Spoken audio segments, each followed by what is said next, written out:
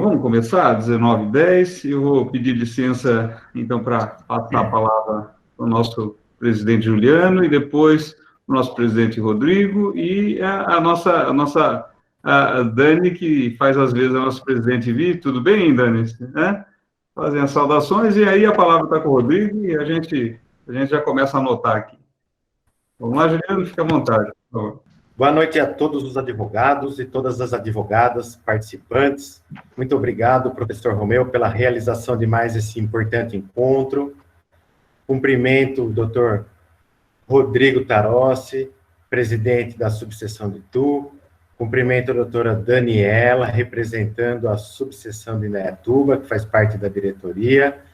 Também cumprimento a nossa diretoria de Salto, na pessoa da doutora Fabiane, doutora André aqui presente, e cumprimento e agradeço a presença e a participação do doutor Rodrigo Rebouças, que eu ainda não conheço pessoalmente, mas sei que o senhor faz parte aqui dos quadros da subseção de Salto, né? É advogado inscrito em Salto, e realmente é um motivo de grande alegria essa notícia. Ainda mais que atualmente o senhor nos representa na comissão de ensino jurídico da seccional, né, doutor? Eu estou na muito obrigado. Ensino jurídico e na de direito digital também. Pois é, representando o Salto. Então, muito obrigado pela presença e volto a palavra ao doutor Romeu. Rodrigo? Vamos lá, renovo meu boa noite a todos. Mais uma vez, Romeu, obrigado por essa oportunidade, pela organização. Um abraço a todos os amigos presentes. Cometi uma falha aqui, não vi o Paulinho. Estou vendo ele aqui agora, parece que ele está deitado, né? É o Paulinho. Um abraço ao meu amigo Paulinho, que eu faço, que eu estendo para todos os presentes. E um grande abraço também para o meu amigo Juliano, meu parceiro, para a Dani, também nossa parceira em Indaiatuba. E um cumprimento especial ao meu xará Rodrigo, mais uma vez com a gente. Conheço o Rodrigo das aulas, não é inscrito em Itu, mas é tão famoso em Itu quanto em Salto. Então, boa aula, boa palestra, xará. Obrigado. Olá, gostaria também de dar boa noite para todos, boa noite para o doutor Juliano, doutor Rodrigo, representantes das cidades de Salto e de Itu, doutor Romeu, agradecer mais uma vez por esse convite, dessa parceria aí, dessas palestras entre as 3 subseções. Quero agradecer muito aos colegas também de Indaiatuba, agradecendo a pessoa do doutor Caetano, inscrito em Indaiatuba, cumprimento todos os colegas aqui de Indaiatuba e todos os colegas também que estão participando desse encontro, desse nosso encontro hoje. Agradecer muito também ao doutor Rodrigo Rebouças também, que vai estar aqui falando para a gente sobre LGPD, que é um tema tão novo, tão interessante, e agradecer sempre, e pode contar com o Indaiatuba também. Boa noite e boa palestra a todos. Obrigado, Daniela. Rodrigo, a bola é sua, o que precisar, estou à disposição também aqui, tá bom? Legal, legal. Gente, em primeiríssimo lugar, aí, de novo, muito obrigado mesmo, é uma honra estar aqui com vocês. Estamos entre colegas, né? Não estou aqui como professor, estou aqui mais para a gente conversar, bater um papo. Eventualmente eu vou ficar olhando para o lado, porque eu estou com 2 telas, né? Então daí eu fico acompanhando aqui as carinhas e mais a apresentação aqui na outra tela. Mas é realmente com muita alegria que aqui estou. Eu sou original de São Paulo, né? E já há alguns anos transferi a minha OAB aqui para Salto, onde eu resido atualmente. Tenho dado aulas aqui também na FADTU, né, aqui na região. Frequento toda a região há muitos anos, né? Praticamente, deixa para lá quantos anos, porque essas coisas vão entregando idade, né? E representa aí também as comissões, né, de direito digital, de ensino jurídico, que é uma comissão extremamente importante para nós, nos é muito cara, né? Para ter certeza aí do ensino jurídico, que é uma outra temática que eu sou apaixonado, né? Então, dou aula em várias pós-graduações em São Paulo e Brasil afora, né? E tenho coordenado também dentro da ESA o núcleo de direito digital, né? Então, também temos desenvolvido várias atividades lá através do núcleo de direito digital dentro da ESA São Paulo, e podemos trazer aqui, desenvolver outras atividades aqui em toda a região também, né? Então, é muito bom estar aqui. Então, a ideia básica é falar sobre a LGPD. Eu trouxe aqui uma sequência de slides de apresentação, com o objetivo até de estruturar e alinhar, né? E antes que eu me esqueça também, agradecer a presença aí massiva de vários alunos nossos, né? Da FADTU, da FAD, de alunos e ex-alunos. Acho que o professor Romeu prometeu nota aí para a galera, né? Só mesmo assim para estar com tanta gente aí nos acompanhando, né? Enfim, mas a ideia é fazer um passo a passo, né? Ou seja, fazer desde da origem, né? A sua própria questão da vigência da norma, que tem bastante, eu falo que a LGPD é a melhor lei para a gente analisar aquelas questões de vigência da norma que a gente viu lá em IED1, né? Quando estudou os primeiros artigos da LINDB, já que foi referenciado aí pelo professor Romeu, um monte de coisa que a gente fala, isso aqui não acontece. Então, na LGPD aconteceu tudo e mais um pouco. Quase tivemos repristinação até, né? Fora isso, aqui, né? Então, a ideia é fazer esse passo a passo e terminar aí com provocações envolvendo o universo da advocacia, tá? Muito mais reflexões e provocações do que propriamente respostas, tá? Porque é outra questão que eu costumo dizer, quem traz respostas sobre a LGPD e respostas cravadas, primeiro que a gente sabe, né, que responder alguma coisa de forma fixa em direito já é um tanto quanto difícil. Uma norma que acabou de entrar em vigor e que depende de uma autoridade para regular uma série de outras atividades, e essa autoridade foi aprovada agora pelo Senado, tem 2 semanas, né, é no mínimo temerário. Dá para a gente fazer referência do que está sendo decidido na Europa, em outros lugares mundo afora, mas não dá para cravar uma opinião, né? Com bom senso, e aí sim entra a importância de toda a teoria geral do direito, e em especial do direito privado, para dar um norte para a gente. Então, essa é o disclaimer inicial aí, para a gente conversar, tá? Então, quando a gente olha aqui, a primeira questão é discutir um pouco só o vigor da norma. Eu vou passar isso meio que um pouco rapidamente, porque agora já acabou o dilema. Mas só para a gente relembrar, né? Estamos falando de uma lei, a 1370 de 2018. Portanto, ela entra em vigência lá na publicação, após a publicação, em agosto. Mas o vigor da norma, ou seja, ela ficou em vacácio legis, inicialmente, que era a primeira previsão, até fevereiro de 20.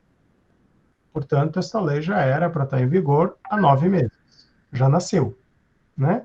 Se a gente pegar a primeira previsão aí da lei, tá? Isso aqui foi mudado por uma medida provisória também, que alterou toda a parte vinculada à Autoridade Nacional de Proteção de Dados e ao Conselho Nacional de Proteção de Dados. Por quê? Vício de formação.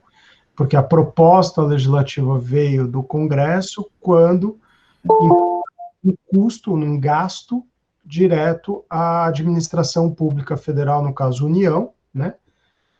E, portanto, por uma norma constitucional, né, essa iniciativa legislativa deve partir da presidência da República, tá? Então, Michel Temer, à época, então ele veta esses artigos e recria via medida provisória, criando vários outros, bem mais aperfeiçoados, diga-se de passagem, na minha opinião, e prorroga ela para agosto de 20, tá? Essa foi a segunda previsão. Isso tudo aqui, vamos desconsiderar de certa forma, tá? Daí temos a terceira previsão, que era a MP 959, que prorrogava a lei inteira para maio de 21. E a parte das sanções, que é uma quarta previsão, digamos assim, que também veio via MP, que depois foi convalidada aqui em lei, a 1410, que é aquela lei que trata das medidas extraordinárias nas relações privadas durante o período de pandemia. E carregou lá um artigo para prorrogar o capítulo de sanções. Então, o capítulo todo das sanções agosto de 21. Esse está certo. A MP 959, no artigo específico de prorrogação, não passou. Portanto, para aqueles que entendem que eu tenho que fatiar a norma, né, ou seja, olhar por capítulos, no momento que não passou, o artigo não existe mais. Não há o que o presidente vetar ou sancionar. Na minha opinião, a lei teria entrado em vigor no dia imediatamente seguinte, tá? Mas houve um parecer do Senado Federal, dando aí um triplo carpado, na minha opinião, falando expressamente que ela entraria em vigor em 18/9. Então, essa é a data que está em controvérsia. Então, desde 18/9, ela já está em vigor. Portanto, é uma lei que já está aí há 2 anos. Tá? Então, todo mundo teve 2 anos para se adaptar à lei. Só que não, né? Enfim, porque todo mundo deixou de lado, achou que ia prorrogar e tal. Tá? Mas o fato de que o capítulo de sanções não está em vigor ainda, eu posso ficar tranquilo? Né? Também não. Né? Por quê? Todo o resto de direitos dos titulares e deveres daqueles que são os agentes de tratamento de dados já estão válidos. Já devem ser exigidos, seja pelo fiscal da lei Ministério Público, seja por órgãos de fiscalização como o PROCON, como o próprio Comissão de Ética da OAB, e por aí vai. A nossa vantagem, olhando o universo, a profissão jurídica, é que nós temos estatutos e códigos de ética, e que a gente já segue. Então, tem uma série de coisas que, querendo ou não, a gente já toma as devidas cautelas, né? Então, por um lado, é um pouco mais fácil, tá? Por um lado. Mas o fato de que as sanções vão ser lá para frente não me deixa tranquilo nem um pouco, tá? Até porque essas sanções vão ser aplicadas exclusivamente pela ANPD, tá?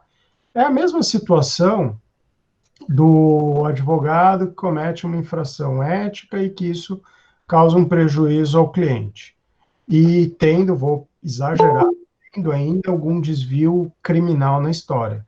Ele vai responder penalmente, ele vai responder civilmente, pagar uma indenização para o cliente, né, se for o caso, vai responder perante o Tribunal de Ética da OAB.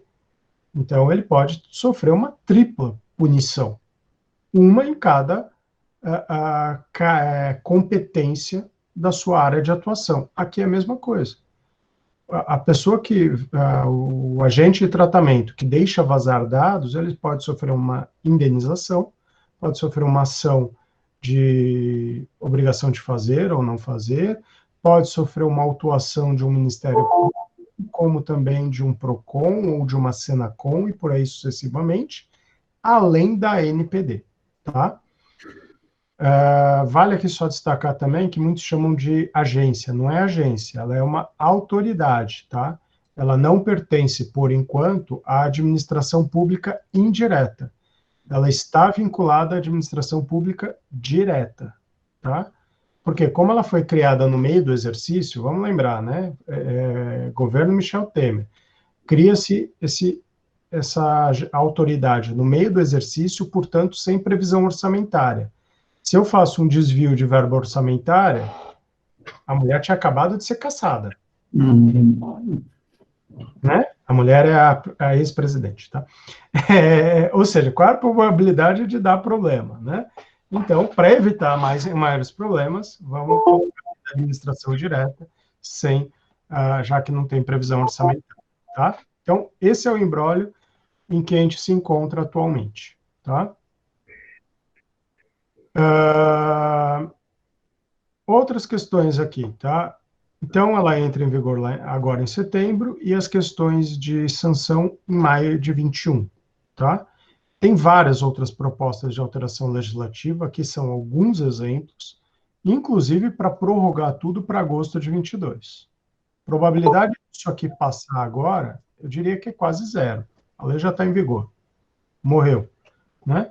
Tem várias que estão tentando excepcionar algumas entidades de classe, tá? Chegou a sair até artigo de um conselheiro da Ordem de São Paulo falando que a LGPD não se aplicaria à advocacia. Conheço ele pessoalmente, e respeito, mas não posso concordar. Ela é aplicável, sim, tá? O que eu vou ter é sobreposição, eu vou ter uma punição se vazar dados pela NPD e uma eventual punição pelo Tribunal de Ética da OAB. São coisas distintas, na minha visão, tá? Enfim, por que esse povo todo está querendo pular fora da LGPD? Né? Porque isso impacta numa nova cultura. É difícil de implantar e precisa fazer uma série de mudanças. Simples assim. Né? E tudo que impacta uma nova cultura em mudanças é duro, né? Basta a gente lembrar, para aqueles que têm um pouquinho mais de tempo aí de carteira, né? Como eu, por exemplo, né? O início lá do Código de Defesa do Consumidor. Foi uma mudança de cultura. Até hoje, 30 anos depois, tem empresas que são resistentes a aplicar o Código de Defesa do Consumidor. Até hoje. Aqui vai ser a mesma coisa. Mesma coisa. Eu não me iludo com isso, tá? Vão ter resistências e vamos aplicar punições, né? É a vida, tá? Para quem que a gente vai aplicar ela aí? Então, aplicação material. Eu tenho que ter dados pessoais de um titular que seja pessoa natural. Então, que no Código de Defesa do Consumidor a gente chama de consumidor, aqui a gente vai chamar de titular, tá? E uma pessoa natural, antiga pessoa física, né? Desde que seja identificável, identificada ou identificável, tá? Se for um dado de uma pessoa natural anônimo, eu não aplico a LGPD. Não dá para identificar? Não aplico. Dá para identificar? Eu aplico. É um dado de uma pessoa jurídica? Não aplico. Vou aplicar o resto do sistema. Marco Civil da Internet tem um capítulo próprio para isso, Código de Defesa do Consumidor, Constituição, uma série de outras regras que eu tenho, até a própria lei de concorrência, de defesa da concorrência, tá? Então, eu vou aplicar todo o resto do sistema. Então, aqui eu vou exclusivamente para a pessoa física. E as sanções, só para reiterar, da LGPD serão impostas pela NPD. O juiz de direito pode aplicar a multa que é direcionada para a aplicação de competência da NPD? Penso eu que não. Nem o juiz de direito, nem o juiz federal e nem tampouco o juiz federal trabalhista.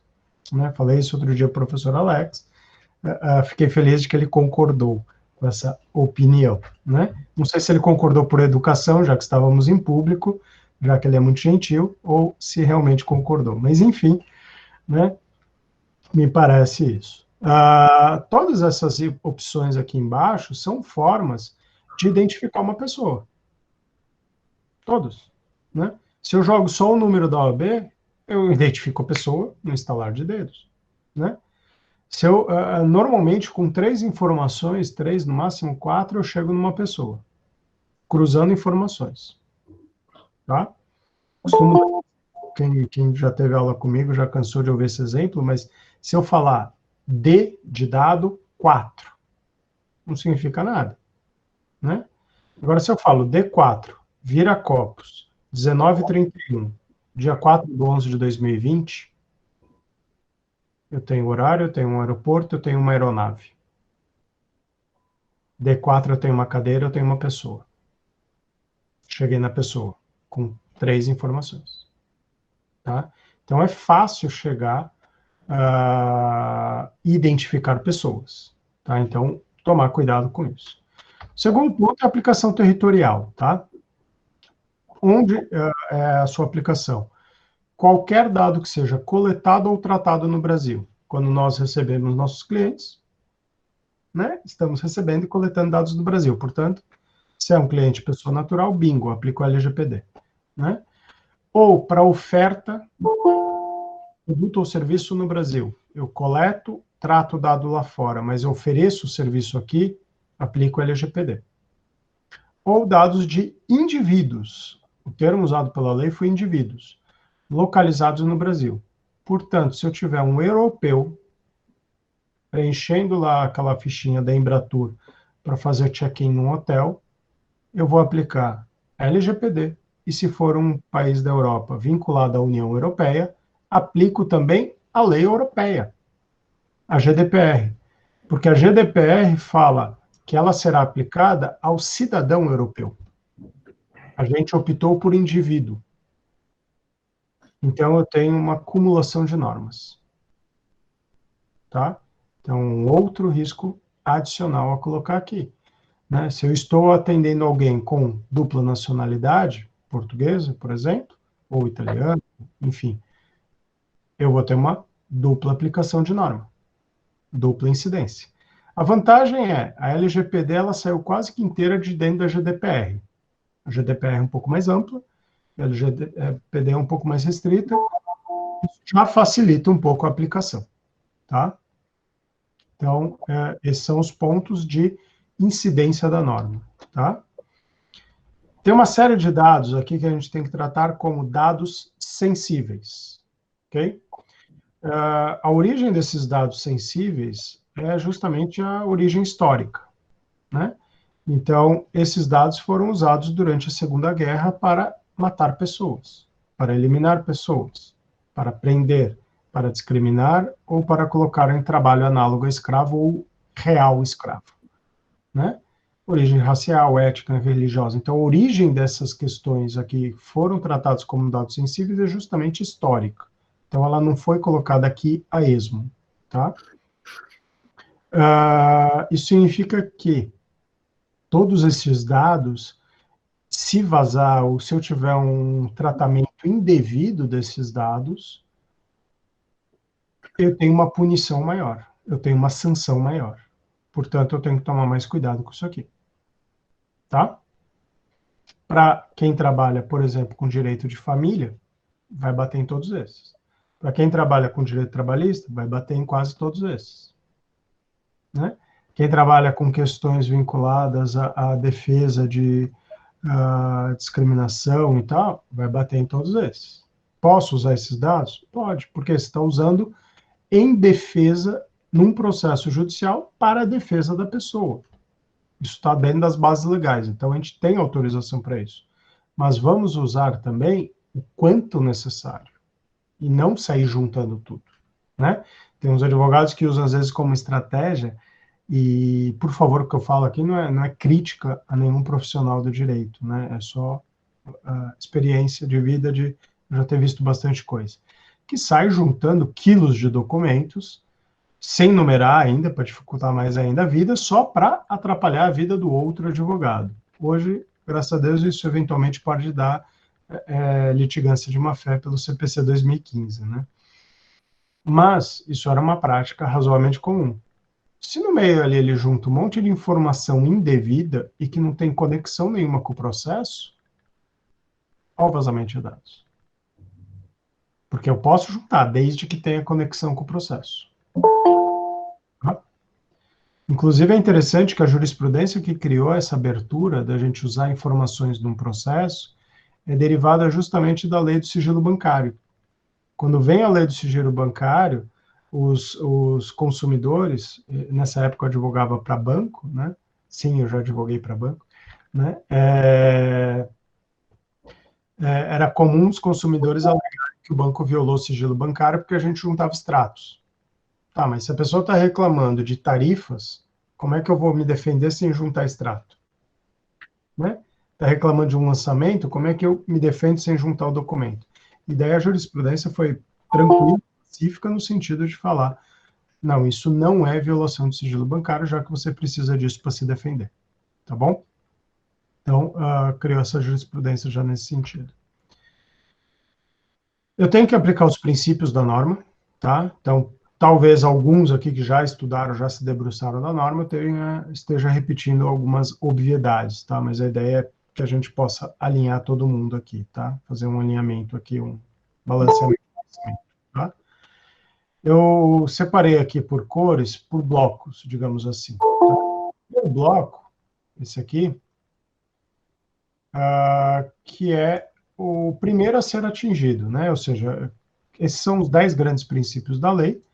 Além desses, eu tenho boa-fé, razoabilidade, proporcionalidade, os princípios constitucionais, e os princípios da própria teoria geral, tá?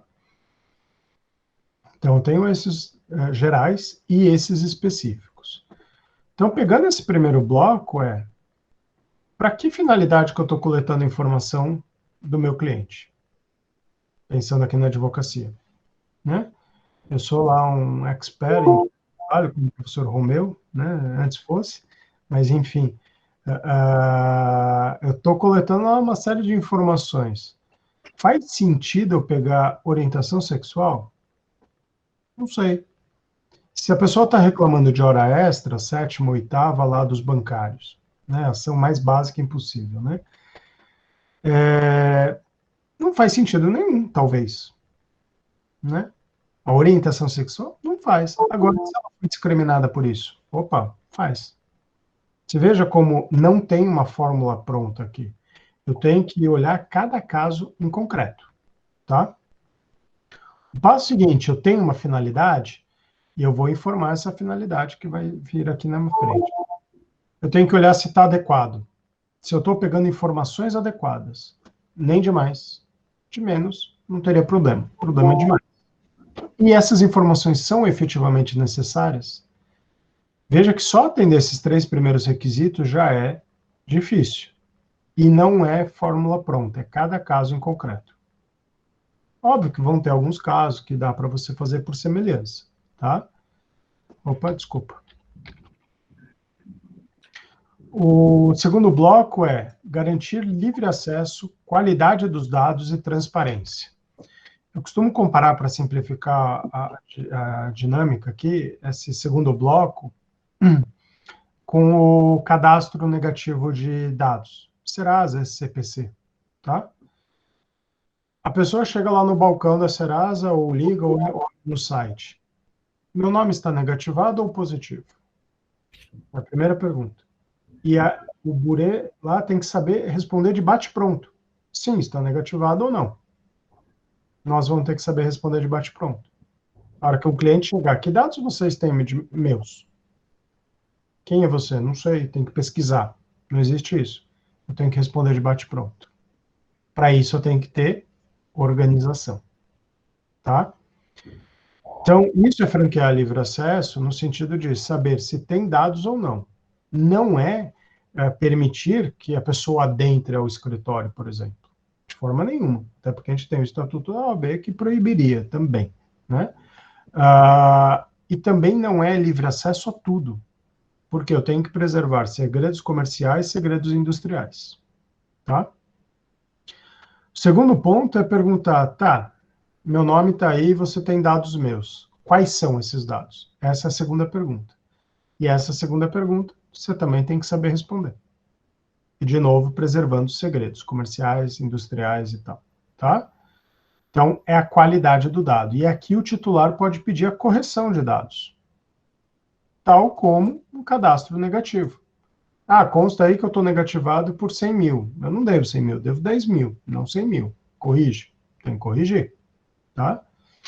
E essa transparência, ou seja, deixar claro para que eu vou usar, qual é a finalidade, qual é a necessidade e o que eu tenho, tá? Então, tem que ter transparência para isso tudo. Já adianto uma coisa que eu trago lá na frente, que o correto pela lei é que a gente tenha um núcleo de atendimento, só para isso. Tá? E esse núcleo de atendimento tem que estar funcionando em tempo integral, ou seja, 24/7. Me diz que escritório de pequeno porte ou eu jurídico, que é o meu caso hoje, consegue atender 24/7. Ninguém, né? A boa notícia é que tem ferramenta para isso, tem solução tecnológica para isso, tá?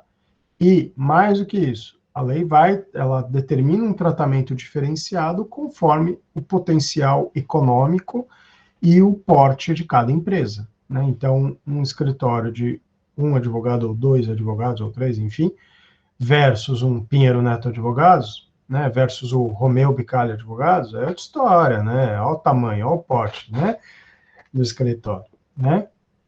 Então, é diferente, tá? O outro bloco é segurança e prevenção. É uma dupla dinâmica aqui, tipo Batman e Robin, como costumo brincar, né? tratar tudo com todas as informações, ter segurança by design. O que é segurança by design? É ter desenhado desde o D0, desde o momento inicial, pensando, eu estou recebendo um cliente. Que informações que estão sendo coletadas desde o primeiro momento, desde o primeiro contato, por e-mail, por WhatsApp, por telefone, seja o que for. A recepcionista ou o recepcionista, que informações que está coletando? E por quê? É adequado, não é adequado? Para onde vai essa informação? Quem vai atender dentro do time jurídico vai atender? O estagiário vai ter contato ou não vai ter contato com as informações? E por aí vai. Até a destruição de dados. Eu tenho que pensar em tudo já. Tá? Isso a gente chama de mapeamento dos dados. E com isso você já faz o mapeamento dos riscos. Tá?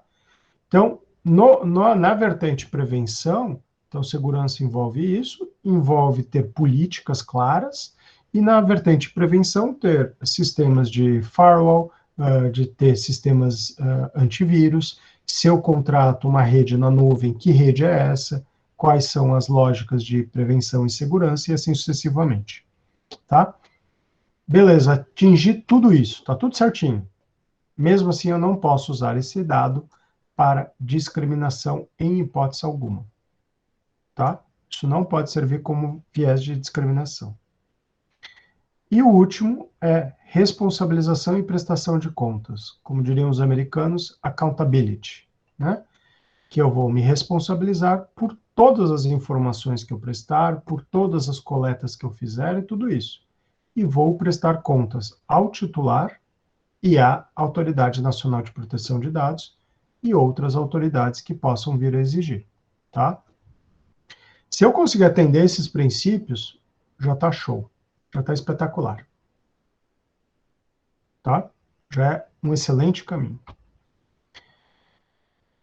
E daí eu falava de hipóteses de uso, que são as tais bases legais, né? O que a gente está chamando de base legal, né? A primeira delas, que é a mais simples e ao mesmo tempo a mais fraca, é o consentimento do titular. Vários devem estar pensando aqui, basta eu colocar uma cláusula a mais no meu contrato de honorários ou na procuração e está tudo resolvido. Isso é o consentimento. Realmente é o mais fácil, mas é o mais fraco, porque ele pode ser revogado pelo titular de dados a qualquer momento. Tá? É direito do titular revogar este consentimento a qualquer momento. E mais, o consentimento ele não precisa ser escrito, né? Hoje, se eu olho a teoria geral dos contratos, o mero ato que comporte em uma conduta reiterada, ou seja, o comportamento das partes, já pode caracterizar consentimento. Isso está na nova redação do artigo 113 do Código Civil, lá pela Lei da Liberdade Econômica, como também está no 421A e pela interpretação do 422 boa-fé objetiva, tá? Então, estudo sobre consentimento. Tem várias bases legais, eu não vou passar uma a uma, estou trazendo algumas que não são importantes, né? Cumprimento de obrigação legal. Poxa, somos advogados, estamos representando a pessoa. É óbvio que eu tenho que ter acesso aos dados e às informações. Ou seja, é muito melhor eu ter esta base legal do que a outra que pode ser revogada. Porque as bases legais do inciso 2 até o 10, elas não são revogáveis pela parte. Por isso que elas são mais fortes. Eu tenho que encaixar cada caso, tá? O outro ponto, que está no inciso 5º, é a execução do contrato. Desde a fase de procedimentos preliminares. Estou conversando, estou orientando o cliente, tudo mais. Isso tudo me permite ter acesso aos dados. E isso faz voltar a importância de colocar no contrato, tá? Então, sim, é importante que a gente revise os nossos contratos de honorários para constar claramente questões vinculadas à autorização de acesso a dados, tá? Embora seja óbvio, mas no Brasil a gente precisa dizer o óbvio várias vezes, né? Tem várias outras questões, aqui é a que eu falei justamente do regular exercício de um direito num processo, seja judicial, administrativo ou regulatório. A questão é que a lei trouxe processo judicial, administrativo e arbitral.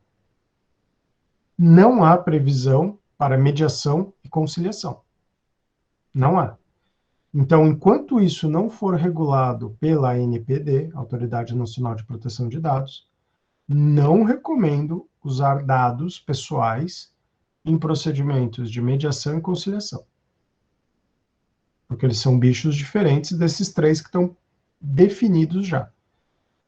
Não, assim, óbvio que eu não posso garantir, mas eu não vejo como a ANPD bloqueie esse acesso, tá? Até porque ela já está, o pessoal que foi nomeado e já sabatinado no Senado, eles já estão em conversa com a Senacom para usar a mesma base do consumidor.gov.br para solucionar um monte de questões vinculadas à violação de dados, tá?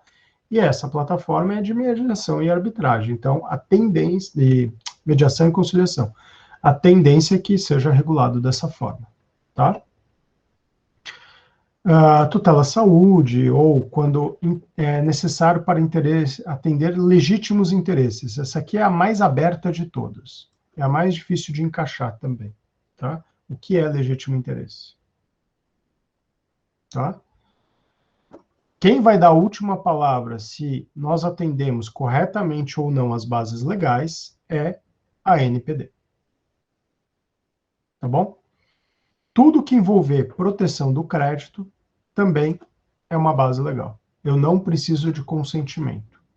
Envolve proteção de crédito, portanto, tudo que existe de legislação sobre cadastro negativo e toda a lei do cadastro positivo são válidas, lícitas e estão em harmonia com a LGPD.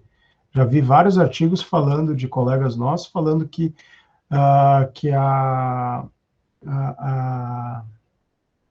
o cadastro positivo teria sido revogado pela LGPD. Não. Primeiro que ele não seguiu a lógica, a lei não seguiu a lógica da lei complementar 95 de 98, que regula como faz lei. Portanto, eu tinha que ter uma revogação expressa. Primeiro ponto. Segundo ponto, eu tenho a exceção aqui, tá? Simples assim.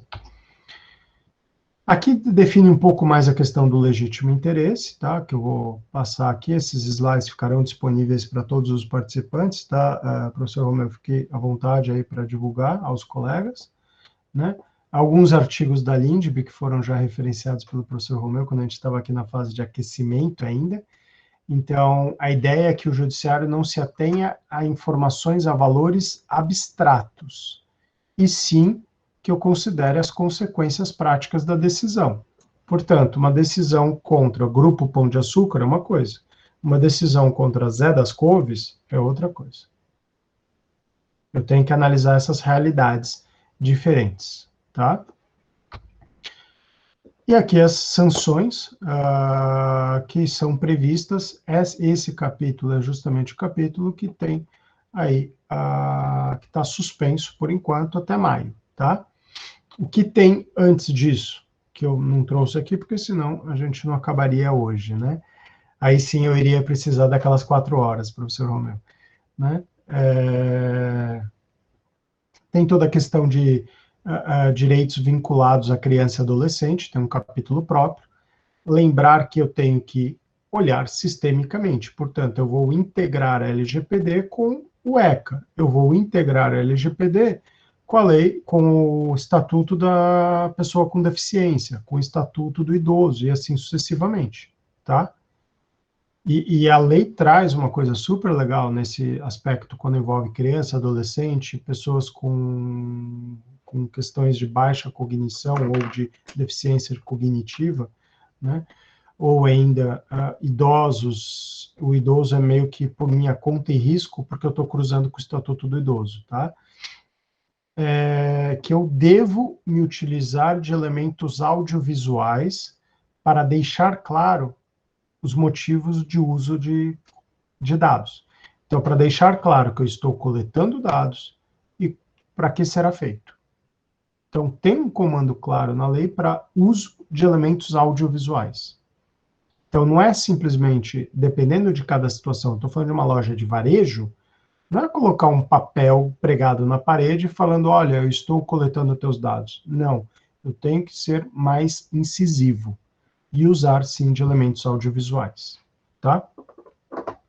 Eu acho que isso vale também, aproveitando, que eu lembrei agora, para questões até na esfera trabalhista também, né? Uma coisa é eu informar isso via contrato de trabalho ou código de ética para um funcionário mais esclarecido. Outra coisa é como é que eu vou informar isso, que eu estou filmando o chão de fábrica, para alguém semi-analfabeto, né? É usar, sim, elementos audiovisuais, olhar de formas diferentes cada uma dessas situações, tá? Enfim, e as punições são desde a advertência, multa simples, que vai até 2% do faturamento total, então eu pego o faturamento global. Então, quando eu falo de uma rede de lojas e vazou o dado em uma loja, não é o faturamento da loja, é o faturamento global, tá? Que vai até 50 milhões de reais. E mais multa diária, mesma lógica da Astriente aqui, tá? É a mesma natureza jurídica da Astriente, essa multa diária, que também vai até 50 milhões de reais. Então, num caso extremo, eu posso ter uma multa de 100 milhões de reais, tá? É uma das multas mais pesadas que a gente tem, não é a mais pesada. Tem algumas do CAD que são mais pesadas, e o próprio Marco Civil da Internet, ele prevê 10% sobre o faturamento para violação de dados. Opa, então eu tenho um conflito, e alguns já estão falando isso, que teria matado, entre aspas, o Marco Civil. Não, o Marco Civil eu vou aplicar onde não houver incidência da LGPD. Portanto, contra a pessoa jurídica, contra a pessoa pública, e por aí vai, tá? Lá eu aplico o Marco Civil. Aqui, contra a pessoa física, identificada e identificável, LGPD. Tá? Uma interpretação dinâmica, e isso sim é diálogo das fontes, né? Que mais? Publicização da informação. Ou seja, se eu sou multado, nem que seja por uma advertência, né, que é a multa mais leve, isso tem que ser público, porque é um ato administrativo. E como ato administrativo, eu tenho que publicar.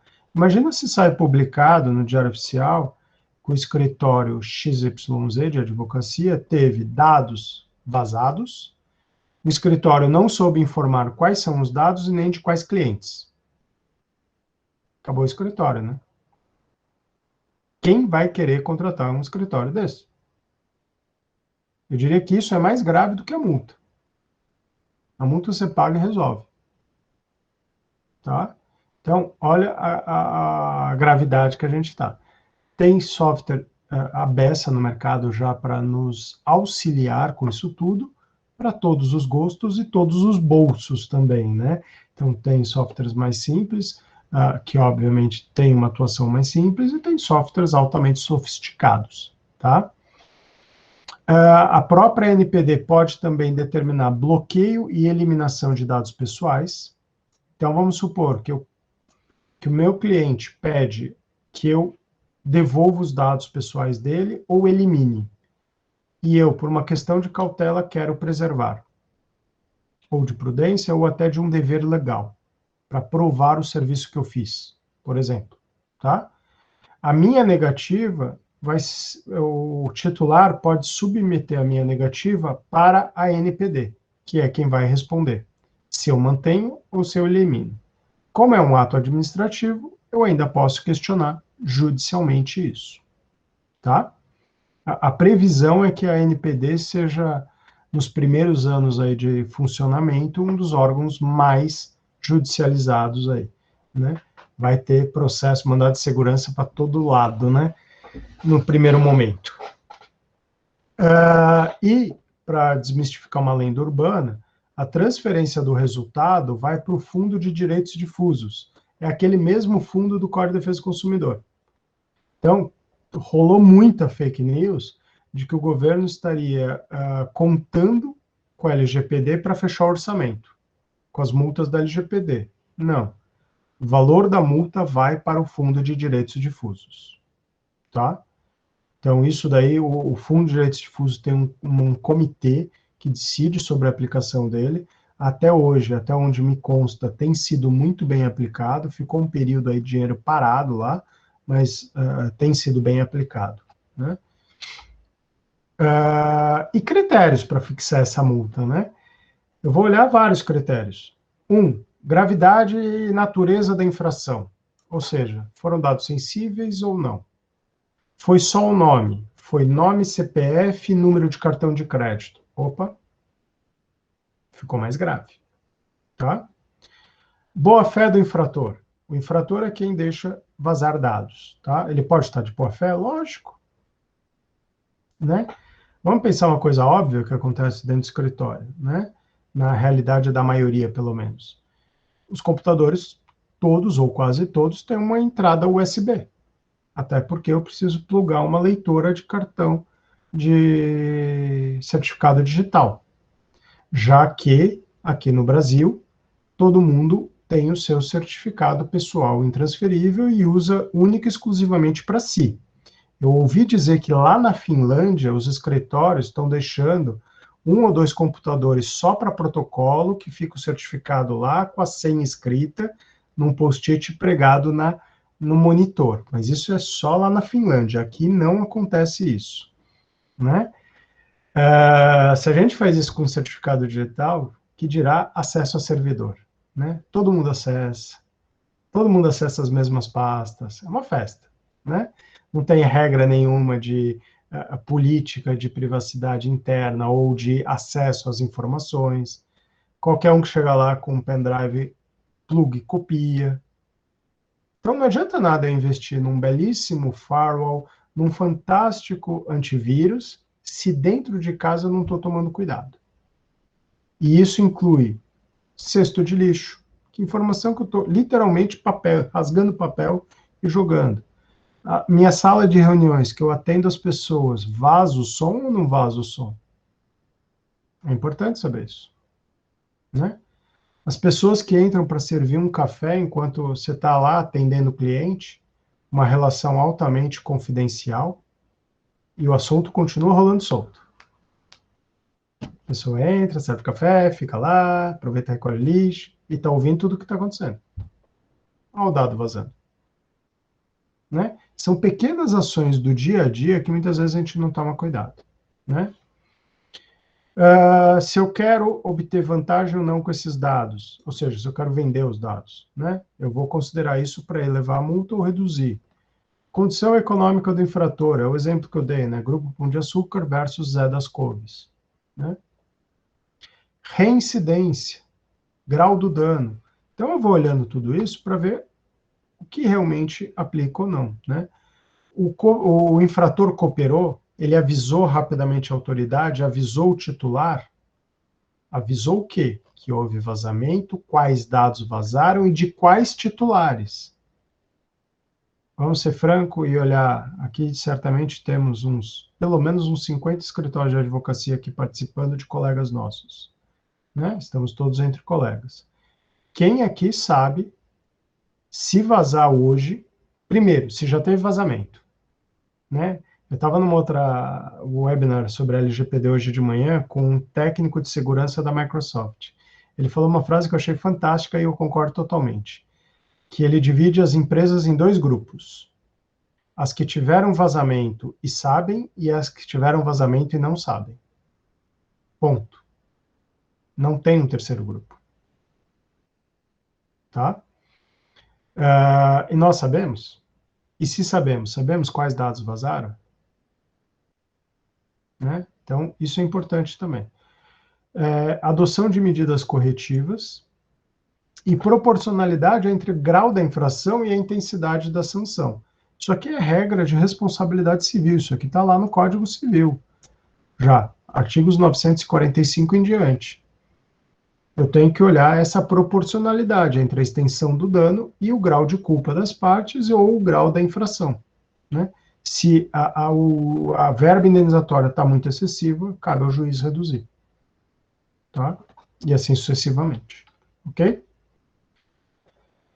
Isso tudo para traçar um pano de fundo para a gente chegar nos nossos clientes e nossos stakeholders, né? Ou seja, todos aqueles com quem a gente se relaciona. E hoje, cada dia mais, a gente se vale aí de legal techs, law techs como apoio, né? Ou simplesmente um advogado correspondente, tá? Também vale aqui. Então, algumas questões, né? Quais são os requisitos de uso de dados? Eu tenho isso hoje fixado ou não? Eu estou coletando tudo? Me manda, vai mandando, e vou botando numa pasta física. Né? Porque dado é o dado eletrônico, ou seja, dado lógico, é o dado físico, pastas, e o áudio e imagem. Tudo isso é dado. Tudo isso é informação do cliente. Né? A diferença é que o dado lógico, imagem e áudio, eu rastreio ele mais fácil. Pasta física, né? É uma coisa que parece que acontece muito na Finlândia também. Escritório perder a pasta, né? Assim, fica lá, às vezes, uma semana procurando o raio da pasta do cliente. Cadê a pasta do cliente? Parece que lá na Finlândia acontece muito. Né? Aqui, graças a Deus, a gente tem um rastreador em cada pasta, isso não acontece. Tá? Toca um sinal, a hora que vai passar com a pasta pela porta do escritório, isso não acontece. Né? Enfim, onde está a pasta?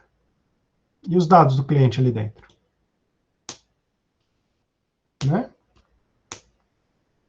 Acontece. Ou então eu vou me valer de um arquivo morto externo. Tem gente que se vale disso, né? Dos storages da vida. Muitas vezes a gente viu só a cara do vendedor, que disse que era um grau de segurança altíssimo. O que está guardado lá nas caixas de arquivo morto ou inativo? E realmente ainda está lá? Será que ninguém levou? Só contar uma anedota, né? Eu e meus causos, quando eu tinha escritório lá em São Paulo, a gente ficava numa dessas vilas italianas, né? De 6, 7 casas, super gostoso ali, perto do Sumarezinho, do Vila Madalena, vai. Enfim, e a gente tinha várias caixas de arquivo morto que a gente guardava no sótão, tá? De arquivo inativo, no caso. No sótão. Até o dia que eu descobri que a gente tinha sofrido uma invasão de maritacas. E elas comeram o arquivo inativo. O bom é que eu não paguei ninguém para destruir. Né? Foi naturalmente. O problema é avisar o cliente, né? Então, os documentos foram destruídos por uma maritaca, né? Ó, super legal foi. Mas a gente sabia o que tinha lá. E se eu não soubesse? Eu sabia cada documento que estava lá. E se eu não soubesse? Como é que eu faria? Né? Complicado. Quais dados? Que é isso que eu estou falando. E a outra informação, dados não utilizados, né? Então, é muito comum no escritório, dentro da nossa realidade, pelo menos era a minha, a gente limpava a pasta no fim do processo, né? Selecionava o que eu ia ficar para comprovar a prestação de serviço, o que eu não queria, protocolo, devolve para o cliente. Legal. Só que todas as vezes, desde que veio a LGPD, eu fiquei pensando, todas as vezes eu tinha pasta com uma infinidade de documentos que eu não ia precisar para nada. Que estava lá. E se esse troço vaza? Se eu perco a pasta? Né? Por que não limpar a pasta já? Se eu não preciso da informação, nem quero, nem recebe. Fica aí contigo. Né? E assim sucessivamente, tá? Então, limpar essa pasta, ter dentro dos escritórios, não importa o porte do escritório. Se tiver 2 pessoas ali dentro, em alguns casos, eu preciso fazer um Chinese Wall, né? uma muralha chinesa. Para quê? Para que clientes não se comuniquem e dados de clientes não se comuniquem. Isso aqui é um pouco natural em função do Código de Ética e do Estatuto. Mas será que a gente realmente está tomando essa cautela? De ter realmente isso, de que advogados que cuidam do caso que pode ter conflito de interesse com outro cliente, realmente não estão se comunicando? Será? Né? Grandes escritórios têm dificuldade de implementar isso. Imagina pequenos. Tá? É uma questão a gente colocar. Tá? e aí vale bem a pena ter uma comissão de ética para até definir se eu vou aceitar o cliente ou não. Porque tem hora que a gente tem que abrir mão do dinheiro, dos honorários, para falar, sinto muito, não posso, porque tem conflito de interesse. Né? Quando for real o conflito. Acessos internos e externos, eu já dei vários exemplos aqui. Uma coisa que acontece muito de acesso externo, tá? O sistema operacional, a maioria é Windows, né? Estar desatualizado. Incluindo aqueles que usam Linux ou coisa do gênero. O motivo que ele está desatualizado, ele não está recebendo as informações novas de proteção. Quase vira e volta falam, o Windows é inseguro. Vai ver, estava desatualizado.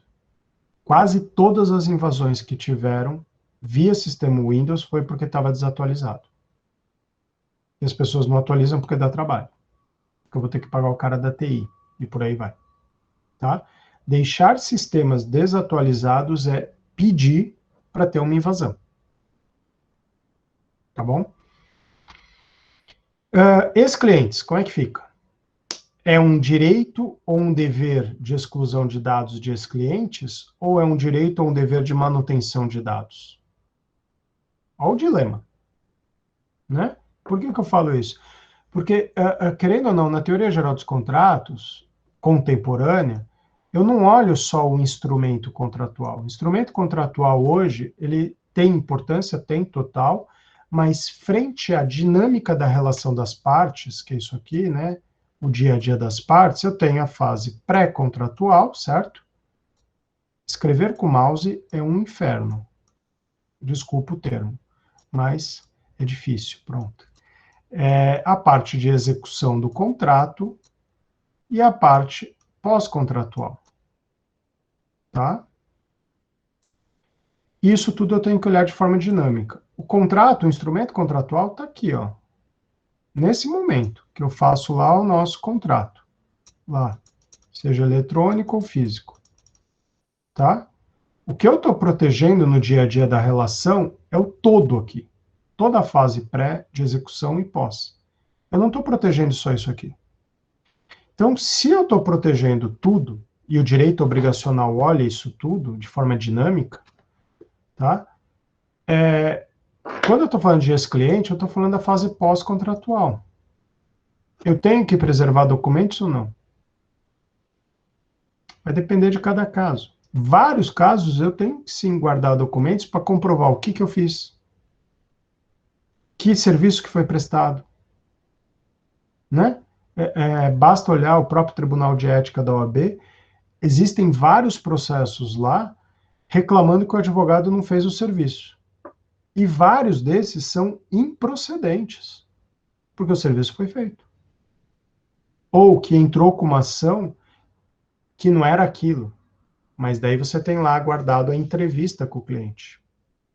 Fase pós-contratual, olha a importância para futuro direito de defesa. Né? Então eu tenho que olhar cada caso, porque é direito do titular pedir a exclusão dos dados, a hora que ele deixa de ser um ex-cliente, a hora que ele passa a ser, um ex-cliente.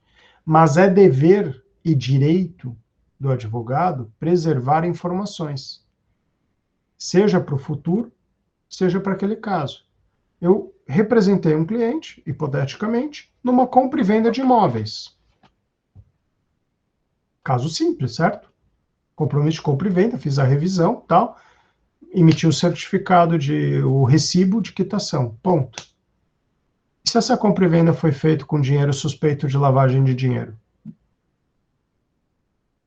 E a polícia vier me questionar. O que eu sei sobre o caso? Eu não tenho que ter nenhuma informação? Né? Estão querendo mexer no estatuto justamente para penalizar o advogado que recebe dinheiro fruto de crime. Hoje a gente tem alguma camada de defesa, porque a gente não pode garantir de onde veio o dinheiro. Mas estão querendo mexer no estatuto para isso. E se mexer? Como é que eu me protejo? Fase pós-contratual. Por isso que eu acho que envolve esse dilema que vai ser, na minha opinião, um dos maiores dilemas a ser definido pela NPD. Olhando essa dinâmica. Se eu olhar a lei seca, só a árvore, ou seja, só a LGPD, eu, advogado, tenho que excluir os dados do cliente. Se eu olhar sistemicamente o sistema, eu, advogado, tenho que manter os dados do cliente. E aí? Isso é um ponto em aberto. Tá? Como eu disse, eu ia trazer mais reflexões e provocações do que respostas. Tá? Stakeholders, vários. Meu fornecedor de software, do sistema de gestão de processo, por exemplo. Qual é o grau de confiança e certeza de que os dados não vão vazar lá? Quem está me fornecendo hardware? Tá? Isso aqui foi uma fraude que aconteceu um tempo atrás, que um fornecedor de peças de uma grande produtora de hardware, não vou mencionar qual, tá? É uma das grandes, de hardware de computador pessoal, para nós, usuários ali na ponta. O chip que ele recebia já vinha com malware instalado ali, ou seja, ele já vinha com vírus. Então, embora a empresa tenha tomado toda a cautela, o computador que ela pegou já estava com malware. E já estava lá dentro da rede. Tá? Serviços de helpdesk ou service desk, enfim. Esse pessoal todo que faz a manutenção de TI dos nossos escritórios, eles estão acessando todos os dados de nossos clientes. Olha o grau de cuidado que a gente tem que ter com isso, né? Eventos. Né? É um lugar excelente para espalhar informação. Limpeza, manutenção, tanto dos hardwares quanto dos locais físicos, que é o que eu falei, o cesto de lixo. O que está indo para o cesto de lixo? Pode ir ou não pode? Né? Cesto de lixo, eu sempre fui neurótico com isso. Eu ia em reunião externa, pegava meus papéis, rasgava, guardava na minha pasta e trazia para casa. Depois acendia a churrasqueira com eles. Né? Enfim, parece meio louco, eu sei, mas faz parte. Pendrives em geral. Né? Hoje existe pendrive que você consegue criptografar. Tá? E não é caro. É um pendrive criptografado. Então, se perder, que é muito comum perder pendrive, está criptografado, não tem problema. Tá? Outro lugar que tem muita invasão, quando eu tenho, por exemplo, impressora, qualquer coisa, scanner, tudo ligado na internet. Eu tenho firewall, eu tenho tudo para o servidor e para os computadores. E lá na ponta eu tenho uma impressora conectada na internet, que eu digitalizo e já vai para o e-mail do professor Romeu. Ali é uma entrada. Né? Ali é um ponto de fragilidade. Tá? Celulares, né? Esse momento ainda de home office, mais ainda, hardwares corporativos, muitas vezes o pessoal do nosso time, que está sendo usado pelo advogado, pela esposa ou pelo marido, pelo filho, por todo mundo, o mesmo, com os dados do cliente. Tá? Enfim, é bom ter protocolos de e se perder? E se vazar? Será que eu realmente tenho backup de tudo? Será que o que eu faço? Qual é o comando para cada um? Ou seja, ter um botão do pânico preparado. Tá? Já vi escritórios de advocacia de médio a grande porte ficarem às cegas do dia para a noite. Porque entrou um hacker e foi lá e criptografou tudo. Como é que entrou? Um phishing. Um phishing é aqueles e-mails que você clica aqui. A hora que você clica aqui, já era. Ele vai lá e criptografa todos os dados. Se você tiver sorte, ele vai te pedir um resgate. Tá? E se você quiser pagar o resgate, lógico. Né? E hoje já está tendo um segundo golpe. É o duplo golpe. 1, peço dinheiro por resgate. 2, eu olho e falo, legal, agora que você me pagou, eu tenho a te informar que todos os dados foram copiados. Portanto, eu vou fazer um vazamento de dados e você é o responsável. Me paga mais tanto. Esse duplo golpe já está acontecendo. Tá? Backups. Backup descentralizado é interessante. Ou seja, eu não deixo o backup só em um lugar. eu tenho vários lugares, desde que eu saiba onde eles estão, né? E quando eu uso sistema de cloud, ou seja, sistema de nuvem, é interessante ter ele descentralizado porque evita ataque. Esse é o lado positivo. O lado negativo, eu não sei onde estão meus dados. Eles podem estar em qualquer servidor mundo afora. Tá? Então, quando você contrata o serviço de cloud, você tem a opção de ser centralizado ou descentralizado. Aí tem que ver a política de segurança de cada um desses serviços. Tá bom? Se eu estiver falando grego em algum ponto aqui, vocês me falem, tá? E time de gestão de crise. Literalmente, ter, para quem tem assessoria de imprensa, deixar de antena ligada para esse tipo de coisa. E mais do que gestão de crise é treinar, treinar, treinar, treinar. É igual brigadista de incêndio, né? Você treina todo ano, só que aqui não é todo ano. É em doses homeopáticas toda semana, ou todo mês, tá? Existem softwares hoje que simulam um ataque de vírus. Então você consegue simular e mandar o e-mail entrando lá via, sei lá, via recepcionista. Vamos fazer um teste, ver se ela vai clicar ou não no phishing? É um e-mail de teste, é um golpe de teste. E daí você sabe se as pessoas estão caindo ou não estão caindo no golpe, tá? Muito cuidado em espaços de reuniões, principalmente externa, né? Os coworkings estão aí bombando, e às vezes a gente trata de temáticas super sensíveis. Sala de embarque de aeroporto também, muito complexo isso. Né? Eu já vi advogado peticionando em sala de embarque questões altamente sigilosas. Será que ele pode peticionar lá? Penso eu que não. Quem está atrás dele? Quem está vendo? Tá? Os storages, né, que eu já falei deles, ou seja, onde eu guardo aí os arquivos físicos, aplicativos de mobilidade táxi, aqui entra todo o público que, infelizmente mesmo, eu tenho muita dor no coração quando eu falo isso, que às vezes são as pessoas consideradas invisíveis, né? Para mim elas não são, mas a gente sabe que para muita gente, pessoal da limpeza, pessoal de manutenção, taxista, são pessoas invisíveis, né? Ou seja, as pessoas conversam tudo na frente dessas pessoas como se elas não existissem, tá? Quando você tem um ponto de táxi na frente de uma empresa, aqueles pontos fixos, né, empresas grandes que têm muito movimento, a pessoa mais bem informada é o taxista. Você vai perguntar, ele vai saber tudo. Sabe até da reforma que está sendo feita na casa das pessoas. Ele sabe tudo. Tá? É o melhor lugar para pegar informação. O pessoal de compliance vai direto neles. Para investigação. Tá? E às vezes a gente esquece isso. Entra num Uber e começa a falar lá assuntos super sigilosos. Tá? Então vamos tomar cuidado.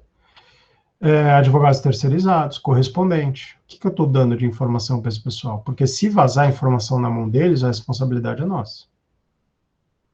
Existe solidariedade na responsabilidade tanto da LGPD quanto do Estatuto. Tá? Atos na cadeia de fornecimento são aqueles exemplos que eu já dei do hardware, que ele já chega com o vírus instalado. Tá? E um último aqui que tem sido aí, são pontos de muito cuidado aí nesse fim de ano não, nesse ano 2020, e a previsão é 2021 também, muita fraude acontecendo nesse aqui, tá? O SIM swapping é justamente aquela clonagem do WhatsApp, quando eles clonam o cartão SIM do celular, tá? Então isso daí é uma clonagem que já está comum. Simulação de voz e SMS também está batendo um monte, tá? Isso aqui é o deepfaking, tá? Em que liga uma voz exatamente igual a do Dr. Juliano para a pessoa responsável pela área de finanças do escritório dele, pedindo para fazer uma transferência urgente de R$5.000. E a pessoa faz, porque ela tem certeza que está conversando com o Dr. Juliano. Tá? Ou, pior, transferir arquivos e informações. Olha dados sendo vazados. Pega esses aplicativos que estão agora na moda aí do Facebook. Aliás, esses aplicativos, gente, não usem, né? Face App, gente, eles estão escaneando toda a biometria de vocês, tá? E pior, vocês estão autorizando. E o último é esse deepface, né? O deepface é o deepfake. É eu colocar o teu rosto numa outra pessoa. E em épocas de audiências virtuais, de reuniões virtuais, o que me garante que é o professor Romeu sentado ali, agora, né? E por aí vai. Então, é complicado, tá? Então, últimas considerações, e aí eu tenho um monte de perguntas, eu não consegui acompanhar todas, mas se puder me ajudar depois, com algumas, mas enfim. Treinamento constante e ininterrupto. Acho que essa é a grande fórmula mágica. E não é fórmula mágica, né? Isso é, desde que se fala em fraude, se fala em treinamento e treinamento ininterrupto. Resiliência é o termo, né? Atualização e mapeamento dos riscos o tempo todo. Não adianta fazer um mapa de riscos. Eu tenho que atualizar isso o tempo todo. Dá trabalho, gente. Atualização de softwares e hardwares custa dinheiro. A atualização do conhecimento de todos e, principalmente, trocar informações. Não dá para implementar a LGPD o advogado sozinho. Isso aqui é um trabalho a ser feito por um comitê. Tem que ter o TI, tem que ter o advogado, pessoa do RH, se houver RH, de várias áreas, para realmente atender todos os interesses da LGPD, tá? E tenham 100% de certeza que os dados vão vazar. Tomei todos esses cuidados. Vai vazar. É questão de tempo. Tá? Não falam que dados é o novo petróleo? Então, tal como o petróleo, vaza. Ponto. Tá? E buscar reduzir o tempo da descoberta. Né? Então, é importante que eu saiba que vazou. O mais rápido possível, o que vazou e de quem. Imagina se eu tenho que fazer um chamado público, como se fosse um recall, né, da indústria automotiva, por exemplo, soltando uma notícia, uma nota pública de que o meu escritório teve uma invasão e dados foram furtados, e eu não sei nem de quem e nem por quê, e nem qual dado. Acabou o escritório. Minha reputação acabou. Né? Então, isso é importante. É ter conhecimento. Tá bom? E colaboração entre todos. Se todos colaborarem, tiver bom senso, boa fé, tá? A boa nova, eu falei isso algumas vezes, né? Porque eu trouxe várias situações aqui de tragédia, mas enfim, tem solução, tem ferramenta tecnológica para quase tudo, tá? Ok? Eu fico à disposição aí, professor Romeu, desculpa ter me estendido um pouco mais do que acho que do previsto, e estou à disposição de todos. Imagine, Rodrigo, não se estendeu, não. Aliás, condensou aí, o conteúdo aí é para um curso, né? Como você falou, você deu uma sintetizada aí, parabéns, viu? E os presidentes, Rodrigo, Juliano... Eu quero perguntar, Romeu. Por favor, Rodrigo, fica à vontade. Rodrigão, você não acha que a gente vai estar sepultando aí o princípio da publicidade com toda essa necessidade de proteção? Por exemplo, eu posso nas minhas petições solicitar sigilo em qualquer processo, apenas alegando que meu cliente não quer que ninguém tenha acesso além das partes do CPF, do RG. Digo isso por quê? Porque existe uma prática muito comum há muito tempo, e acho que bastante gente passa por isso. Surge um precatório no processo seu, não dá 2 dias, algum investidor liga no seu escritório querendo comprar o precatório, ou liga direto para o cliente. Aí o cliente liga para você, quem avisou ele, quem informou ele. E muito antes disso, eu já colocava nas minhas petições que eu não queria que essa informação estivesse no processo, mas o juízo deixava para lá, porque eu acho que até é impossível não estar essas informações no processo. Então, só com o sigilo processual. Você não acha que a lei vai servir como fundamento para a gente pedir sigilo processual em todos os processos? Xará, se me permite, Claro. eu acho que você tem razão em partes, tá? É o famoso despacho sim, sem termos, né? Que ninguém sabe o que foi decidido. Mas, enfim, dá para pedir? Dá, tá? Daí eu trago algumas questões. Primeiro, não vai ser em todo o processo que vai ser deferido, ponto 1. Ponto 2, o fato de estar em sigilo não significa que acabou com o princípio da publicidade. Vai sair tudo publicado, porém, com as iniciais do nome, né? Então, por isso que é em termos, né? Vai continuar publicando, tudo normal. E vão chegar aos dados do cliente do mesmo jeito. É a mesma situação do camarada que entra com o pedido de aposentadoria, e não é no dia seguinte, é no mesmo dia ele já recebe ligação de empresa financeira. Né? Por quê? Porque aquele dado é publicado em algum lugar, porque é um processo administrativo.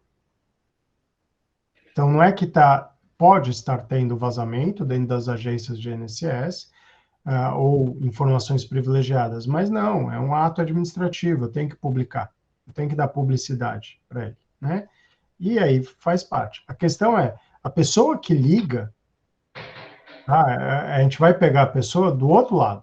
É a pessoa que ligar para o teu cliente e falar, de onde você pegou essa informação? Quem te autorizou você me ligar? Entendeu? Então, daí, quem está ligando para o teu cliente é que é o infrator da norma.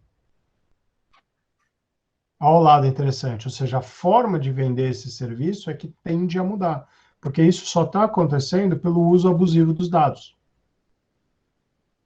Né? Então, no início, vai continuar um caos, tal, até as coisas irem se ajustando, né?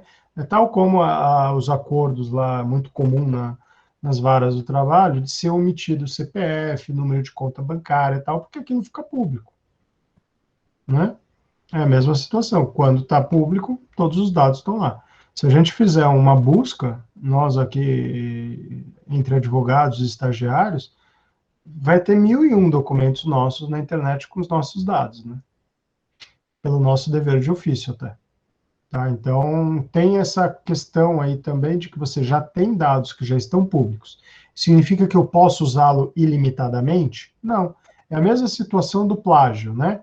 Quando eu copio um texto da internet, eu preciso citar a fonte ou não? Amigo, precisa, é plágio, né? Não é porque está na internet que você não cita a fonte. Tá? Você tem que citar a fonte.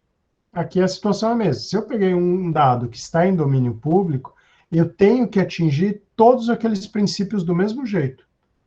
Eu tenho uma finalidade, eu tenho um propósito, é adequado, é necessário, e por aí vai, tá?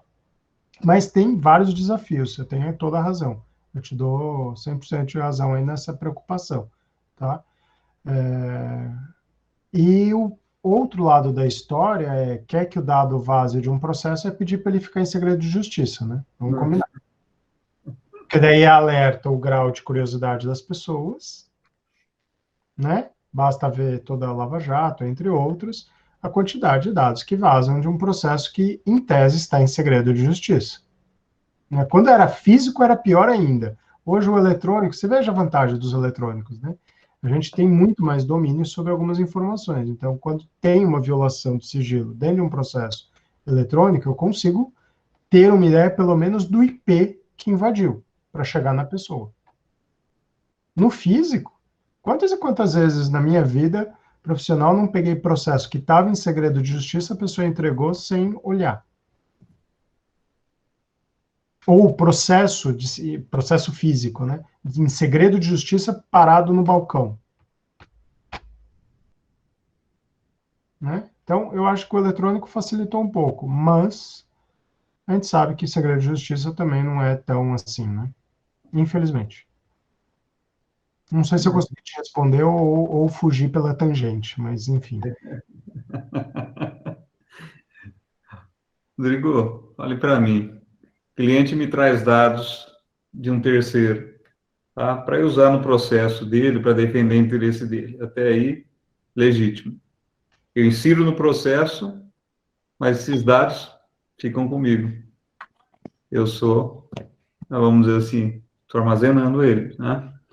Qual o procedimento para me livrar desses dados? Perceba, né? Eu não tive contato com o terceiro, né? Se eu ficar com ele ali e vazar, um cara que eu nunca tive contato, eu vou ser responsabilizado eventualmente. Acho que a minha internet travou aqui, vai cair a conexão. Ah, entendi. Para responder, né? Pergunta árdua, Romeu. Eu acho que é a mesma cautela que a gente vai tomar com os dados, é a mesma cautela que a gente já tomava antes, né? Eu estou recebendo uma informação falsa ou roubada, né? Se o teu cliente reclamante chega com uma pasta embaixo do braço, que ele copiou as informações do servidor da empresa, você vai usar? Né? Antes da lei, né? São dados roubados. Será que eu vou ser conivente com o crime? E daí entra a questão do estatuto. Por isso que eu comecei com a aviso inicial, que a vantagem que a gente acha que tem frente a outras profissões é que a gente já tem um código de ética e a gente já tem algumas regras sobre esse tipo de coisa, né? Então, se a gente atende um cliente que sabe que aquela informação que ele está nos trazendo é produto de crime, digamos assim, né, ou de ilícito, eu não posso usar. Essa é a regra. Né? Eu não posso ofender o réu para defender meu cliente, pegando o caso dessa semana. Né? Ali exacerbou todos os graus possíveis, na minha opinião, de ética. Não estou entrando no mérito do caso, estou falando sobre a ética profissional do advogado. Do juiz e do promotor que ficaram omissos, então, deixa para lá. Não vou nem entrar nesse caso. Né? Eu acho que falta um pouco, e acho que o buraco é mais embaixo, sabe, Romeu? Acho que a questão é de bom senso e ética, que isso seja tratado de forma séria desde o banco universitário e não como uma disciplina para passar no exame da ordem. Porque vamos combinar que 100% das... 100 não, mas 95 ou 99% das escolas de direito que eu conheço desse país tratam questão de ética como uma disciplina para passar em exame de ordem. Bom. E os seus próprios códigos de éticas internos não são seguidos.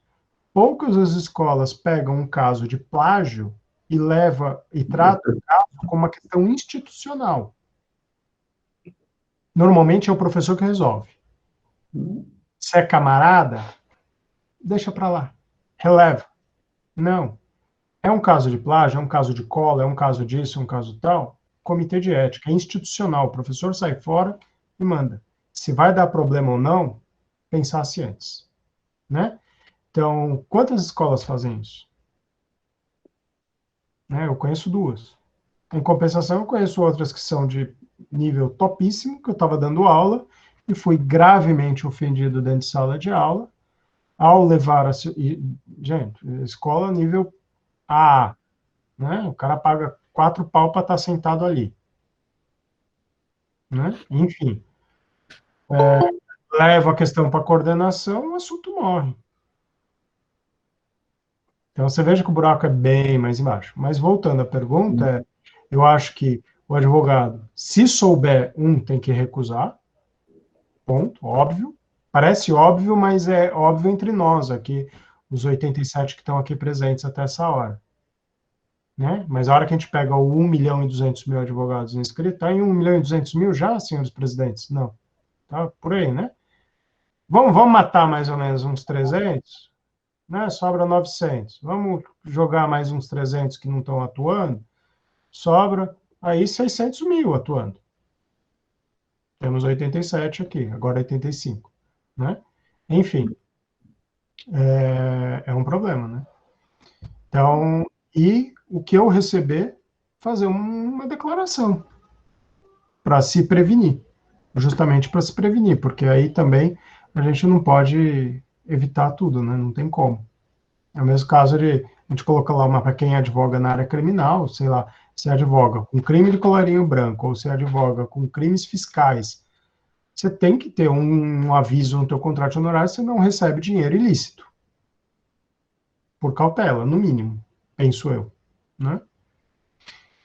Tá, eu acho que vai na mesma tocada, Romeu. Eu acho que muita coisa o dia a dia vai nos ensinar, mas eu iria para esse lado de prudência, de sabe que tem alguma coisa estranha, já não aceita. Dois, desconhece os dados, pega uma declaração do cliente. Igual aquelas entrevistas, é muito comum na área trabalhista, né? Quando pega as situações que vai entrar com ação de assédio, disso, daquilo, você pega uma declaração, uma assinatura do cliente. Porque às vezes a alegação é tão forte que você corre um risco junto com ele, de uma litigância de má fé, pela estrutura hoje do CPC 2015, né? Então, nesse sentido, eu acho. Tá? Beleza. Então, alguém tem uma dúvida? Eu tenho umas 10 perguntas aqui, mas eu vou deixar para depois. Uma coisa fácil. Alguém tem alguma pergunta? Juliana, Dani? Não? Olha, eu estava conversando com um grupo que a gente formou quando eu fiz aquele curso lá no INSPER, e conversando sobre o novo CDC, né? Essa lei geral, ela pode se transformar quando o CDC entrou em vigor e depois, né, casou com o juizado especial, foi aquela enxurrada de processos de danos morais, porque meu nome foi registrado, porque... Você acredita que isso possa acontecer com a LGPD, Rodrigo, ou não? Sim, vai. Não acho que talvez, não, vai chover. Eu falei isso outro dia num curso da ESA, teve um advogado lá presente que ficou ofendido. Não ficou ofendido, não, ficou chateado comigo, depois se tornou um grande amigo. Né? Mas, querendo ou não, você tem, sim, as indústrias das indenizações, tem advogado que vive disso, de encontrar oportunidade, faz parte do jogo. Né? É lícito, afinal de contas, essa pessoa está protegendo o direito de alguém. Está correto. Quando está protegendo o direito de alguém. O problema é que a gente tem, e eu que já atuei muito tempo para banco e para o volume, né, para o contencioso de volume, a gente sabe que, infelizmente, a gente tem advogados que são coniventes com ilícitos para provocar ações indenizatórias, né? Ou, pior, ele dá é um ato de corrupção, vou falar com todas as letras, para o gerente da agência mandar os casos para ele, ou mandar documentos confidenciais para ele, advogado, né? Então, a gente fez uma atuação muito firme no passado, junto com os bancos, para quem eu representava, de ir atrás desses advogados, porque eles é que fazem falar mal de nós, de pessoas éticas, de pessoas corretas. Infelizmente, alguns poucos acabam denegrindo aqueles que estão trabalhando honestamente. Vai virar uma enxurrada de ações? Vai, é um novo contencioso de massa, tá? Tem pessoas que vão meio que cavar falta para entrar com uma ação, né? E cabe prudência e cautela do outro lado, tá? Então, tal como foi há 30 anos atrás, que criou-se uma grande e vasta área do direito, que envolve o direito consumidor, que eu ponho o direito consumidor embaixo do concorrencial, tá? Alguns acham estranho isso, mas sem concorrência você não tem direito consumidor. Simples assim. Então, o consumidor tem uma conexão muito grande com o direito concorrencial, né? A LGPD tem uma conexão enorme com o consumidor, enorme, às relações de consumo e às demais relações também. Então, a privacidade e proteção de dados é a nova área do direito. É até oportuno falar isso aqui, dentro desse ambiente, entre colegas, né? Que é uma área muito vasta, tem profissional aí sendo caçado a peso de ouro no mercado, tá? O movimento de advogados mudando de escritórios nesses últimos 6 meses foi gigante. Teve advogado que mudou 3 vezes de escritório, tá? Porque os especialistas dessa área estão sendo muito procurados, né? Tem concorrência para todo gosto também, tal como tudo na vida, né? Você vai dar o teu preço e vai entrar alguém oferecendo 50 vezes menos. O cliente quer arriscar, boa sorte, arrisque, né?